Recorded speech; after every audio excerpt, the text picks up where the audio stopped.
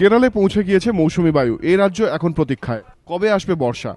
আলিপুর আবহাওয়া দফতর জানিয়েছে আগামী 48 ঘন্টায় তরাই ও ডুয়ার্সে শুরু হবে প্রাক বর্ষার বৃষ্টি। বৃষ্টি হবে দার্জিলিং, জলপাইগুড়ি, কোচবিহার ও সিকিমে। অন্যদিকে বিক্ষিপ্ত বৃষ্টি হবে দক্ষিণবঙ্গের কোথাও কোথাও।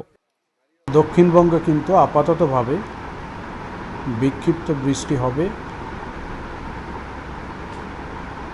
খুব স্থানীয়ভাবে। তবে তাপমাত্রার যে ঊর্ধ্বগতি সেটা কিন্তু 48 ঘন্টার মধ্যেই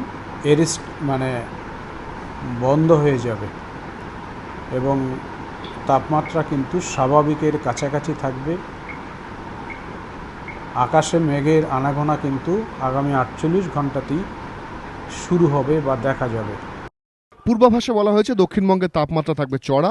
48 ঘন্টা পর মৌসুমী বায়ু সক্রিয় হলে তাপমাত্রা কমবে দক্ষিণবঙ্গের। সঞ্চয়ন মিত্র, এবিপি আনন্দ, কলকাতা।